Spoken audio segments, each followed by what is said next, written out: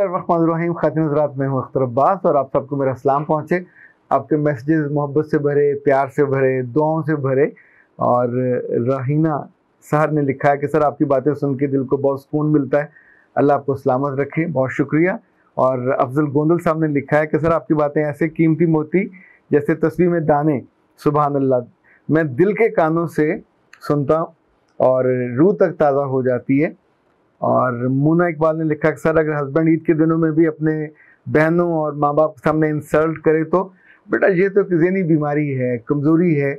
और समटाइम लोगों को जैसे एक अगली सा नशा लगा होता है ना, कि अपने आप को ज़रा बड़ा करने का, तो माँ बाप के सामने या दूसरों के सामने। अब ज़ाहिर है सबसे कमज़ोर तो बीवी होती जो बेचारी आगे से बोलेगी नहीं, या बेटे होते हैं, बेटियाँ होती हैं, वो आगे से नहीं बोलते।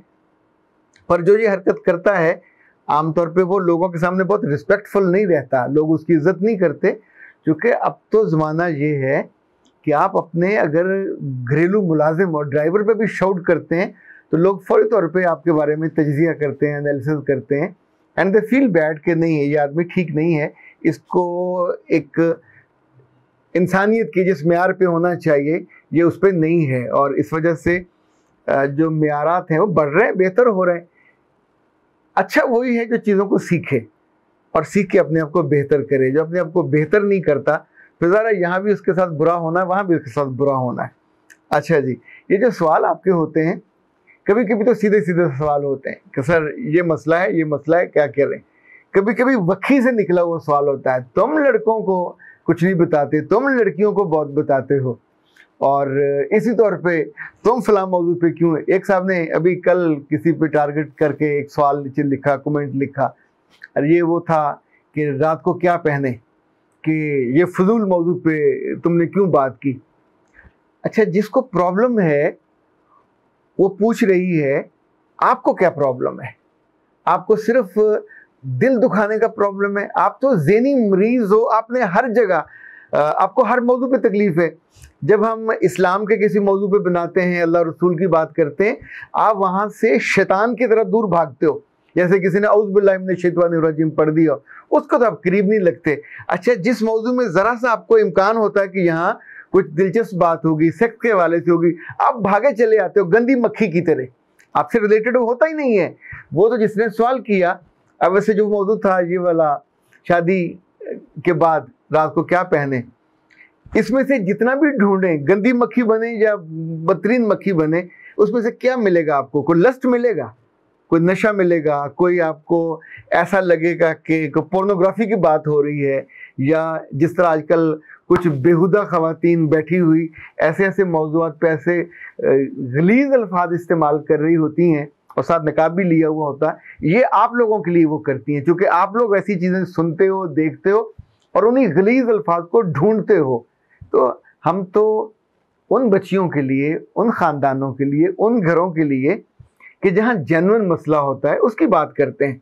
और उस बात में नीचे कितने लोगों ने लिखा कि लाइफ चेंजिंग, कुछ ने कहा अमेजिंग, कुछ ने कहा सबसे शानदार। जिसको जो एक बच्ची ने लिखा कि मैंने तो 3-4 नाइटीज़ ले ली थी और मैं सोचती थी मैं कैसे कैसे उसको पहना करूँगी, and no I have decided कि मैं उनको इस्तेमाल नहीं करूँगी। एक डॉक्टर साहब ने लिखा कि ये तो साइंस की रिसर्च है नई, कि जब आपका जिस्म नेकेड होता है तो ज़ाहिर आपकी पूरी परफॉर्मेंस और पूरी ज़िंदगी। अच्छा, एक और ने लिखा कि ये तो इंसान, मर्द और औरत एक दूसरे का लिबास है।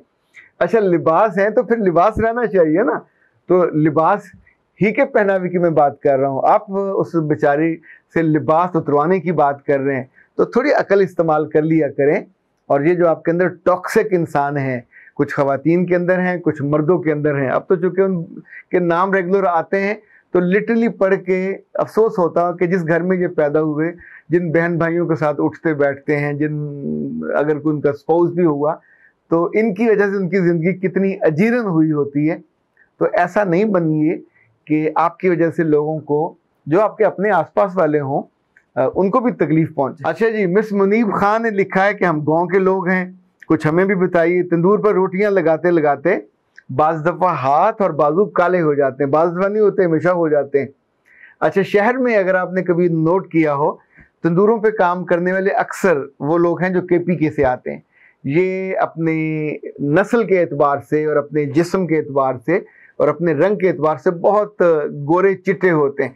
तो आमतौर पे ये सारा दिन भी अगर तंदूर पे लगे रहें तो इनके जिस्म को या हाथों को उस तौर पे वो काला नहीं होता या टैन नहीं होता। लेकिन फिर भी मैंने देखा उनमें से कि बाद लोगों ने अपने हाथों पे यहाँ से लेके यहाँ तक अलग से शर्टों के बाजू फाड़ के वो पहने हुए होते हैं। हाथों पे आमतौर पे वो नहीं पहनते चूंकि उन्होंने बार बार पीड़े बनाने होते हैं, करने होते हैं।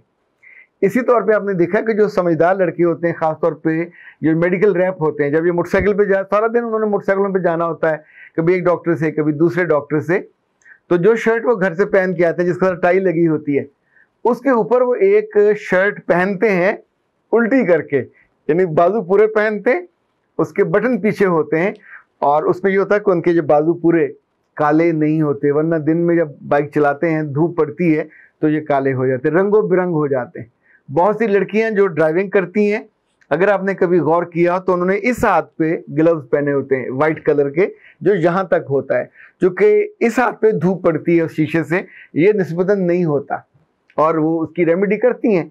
अच्छा, शहरों में तो चूँकि आसानी होती है, आप सुबह घर से निकलते हुए सन ब्लॉक लगा लेते हैं तो बहुत सारा फ़ायदा हो जाता है। लेकिन ये जो गाँव का मामला है तंदूर, इसके लिए 3 मैं आपको रेमेडीज़ बता रहा हूँ। पहली रेमेडी ये है और ये कारगर है, आजमूदा है, आजमाई हुई है कि जब भी आपने ये काम करना हो, रोटी पकाने जाना हो सुबह दोपहर या शाम में, तो हल्का सा अपने उस बाजू पे ऑयलिंग कर लीजिए। ये बहुत ज़्यादा नहीं लगाना, पर इतना हो कि उस पर ऑयल चमकता महसूस हो। ये ऑयल वो पहली लेयर बनेगा जो आपके जिस्म की रंगत को ख़राब होने से बचाएगा, नंबर 1। नंबर 2 ये कि सुबह जब आप दूध उबालते हैं और उसकी मलाई आती है, तो मलाई को, तो उसका कुछ सारी मलाई ना खा जाइए, उसका मक्खन बनना होता है, बाद में देसी घी बनना होता है। तो मलाई में से 2-1 चम्मच लेके एक प्याली में डालिए और उसमें फिर एक लीमू लीजिए, उसको निचोड़िए। अब मलाई और लीमू का जो मिक्सचर है, इसको मिक्स करके आपने अपने बाजू पे वो कर लेना है, इसको इस्तेमाल कर लेना है। और इंशाअल्लाह अज़ीज़, वैसे ये आप अपनी गर्दन पे भी लगा सकते हो, पीछे आगे जहाँ जहाँ भी थोड़ी मैल होती है या उसका रंग बदला हुआ होता है, तो उसका बहुत ज़्यादा फ़ायदा, यानी वो जिस्म का हिस्सा जो भी बाकी जिस्म से थोड़ा मुख्तलिफ होगा, आप वहाँ ये यूज़ कर लें तो आपको फ़ायदा होगा। और वो जो हाथ आपका है दूसरे हाथ जैसा ही अच्छा रहेगा, खूबसूरत रहेगा। जिस वीडियो क्लिप के नीचे ये कमेंट से वहाँ किसी ने लिखा था कि गर्म पानी में साबुन को मेल्ट करें, फिर उसमें कॉर्नफ्लोर मिलाएं, फिर बेसन मिलाएं, फिर चावल मिलाएं, फिर ये मिलाएं, फिर वो मिलाएं, तो मैं माजरत खा हूँ अगर ऐसा आपने पंगा लिया और साबुन को मेल्ट कर लिया तो ये बाल्टी भर बन जाएगा, तो क्या किसी भैंस को लगा के उसका रंग बदलेंगे? इंसानों के लिए तो आमतौर पे जहाँ हम बैठते हैं, पैदा होते हैं, जो खाते हैं, उन्हीं के अंदर उनकी रेमेडी अल्लाह ने रखी होती है। और जो अक्लमंद इंसान है उन्होंने वहीं से ढूंढी होती, वहीं सदियों से इस्तेमाल की होती है। ये चीज़ें, ये जड़ी बूटियाँ हों, ये जो फ्रेश दूध है, देखिए आज की हर डॉक्टर बता रही है कि जो कच्चा दूध है उसको चेहरे पे लगाइए, उसके साथ आप रोज़ वाटर इस्तेमाल कीजिए, आप मास्किंग कीजिए, ऐसा कीजिए, वैसा कीजिए। तो सारी वो चीज़ें जो कुदरती चीज़ें हैं आपके आसपास। अभी पिछले दिनों मैंने जिक्र किया था कि अगर आपके घर में वो है जैतून का पौधा, वो फला इतनी वैसी शानदार चीज़, एक तो अल्लाह ने उसकी कसम खाई, वो इतना मुफीद और शानदार है, घर में है। ये जैतून तो जब आएंगे सो आएंगे, लेकिन उससे पहले आप उसके पत्तों का कहवा बना के पिएं, आपका जिस्म ऐसा स्लिम होगा, ऐसा शानदार होगा। और 2-2, 3 दिन पत्तों से उनको सुखाए बिना ताज़ा पत्तों का भी कहवा बनेगा और सुखा के भी बन सकता है।